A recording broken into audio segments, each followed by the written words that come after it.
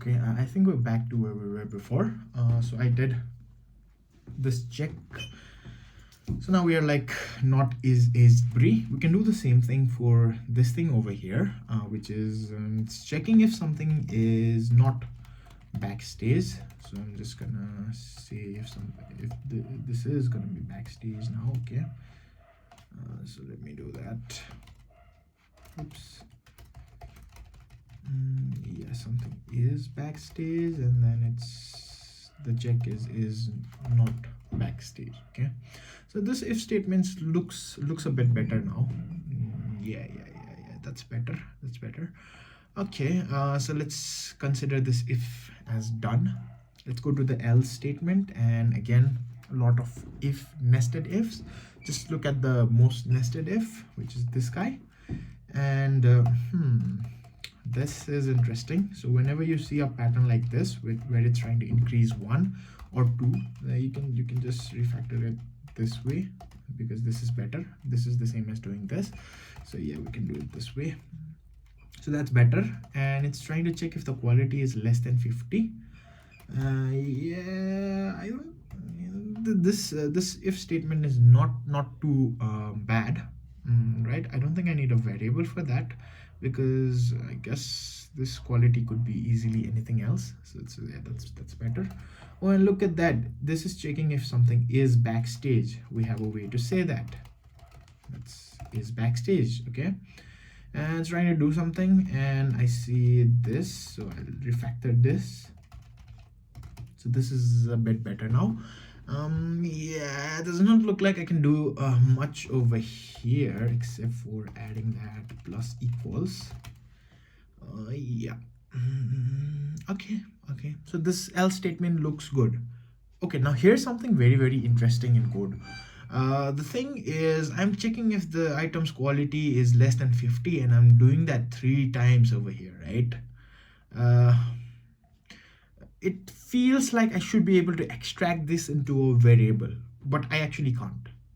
The reason I can't is because it will give you different outputs. Okay, so let me talk about this a little bit. So the way this works is I am checking if the quality is less than 50. Okay, then excuse me, I increase the quality by 1, and I am again checking if the quality is less than 50. Now let us consider a case over here. If the quality happened to be 49, then this check, right, that will pass, and it will come over here, okay, where it will increase its value by 1. So that over here, right, over here, item, the quality would be 49, right?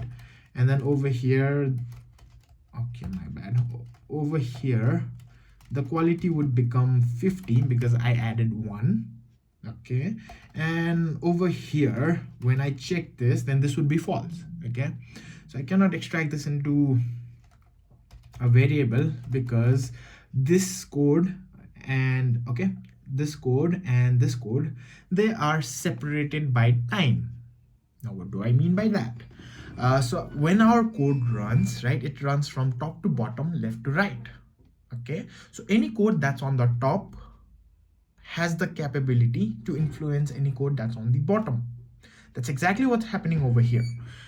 Just because of the fact that I am changing my quality, which is a state change, because I'm changing state in the top code, okay, my bottom code would be dependent upon that change.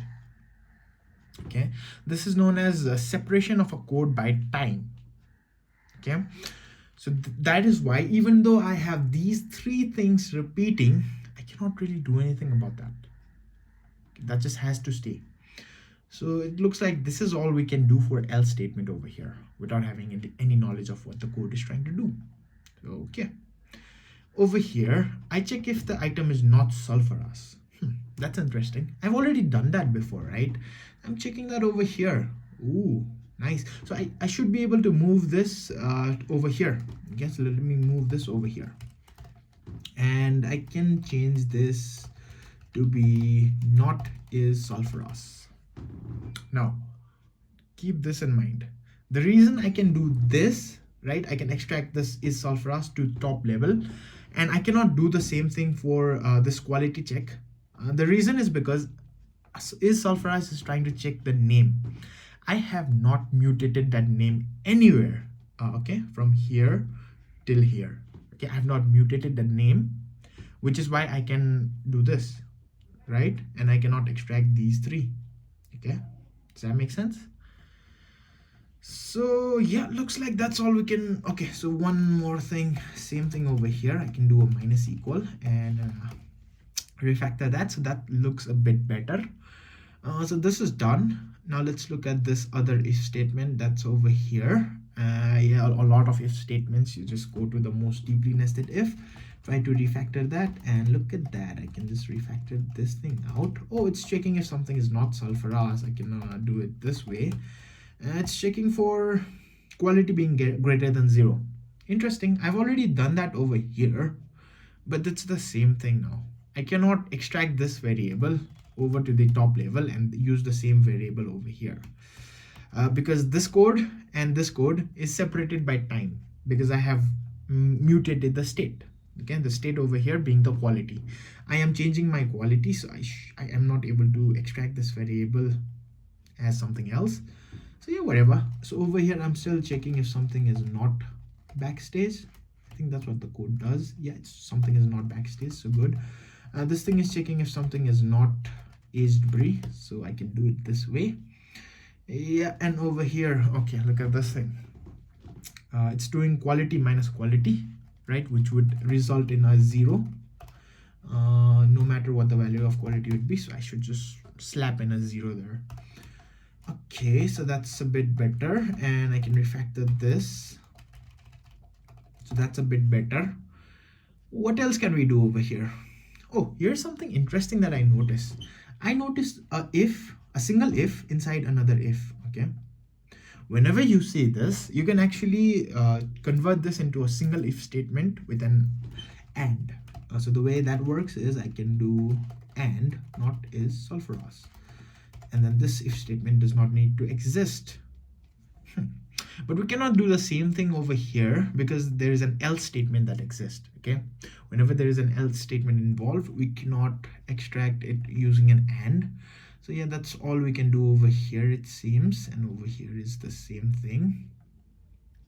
Okay, looks better. Yeah, and over here I see the same kind of thing that's going on, not is sulfurous, and okay. Oh, over here also I see a if statement inside if statement, so I should be able to extract it like this. So this is a bit better, and over here the same thing we can do for this guy. Okay, so that's a bit better. Yeah, nothing else we can do. Okay, so looks like this is all we can do over here in this code without having any knowledge. But look at this code, man, it's still massive. Okay, if you look at this function right over here, it's not immediately obvious what you're trying to do, but looks like we're limited to this. What else can we do then? Well, I see something interesting over here. I see that we are doing a name check. Okay, we're checking the names, and this is error prone. The reason this is error prone is because if this name happens to be something like an empty string, then we are not expecting an empty string as a name of an item. Okay, and now without knowing anything else, we should be able to refactor this. Okay, and the way we do that is we'll convert each item into an enum, but there should be a better way to do something like that. Okay, so since we are talking about zero knowledge refactoring, this is all we can do. The next step would be to get information about what the code is trying to do. The way you do that in the real world would be to ask your project manager or the first guy that actually coded everything, and then understand what it is that this code is trying to do.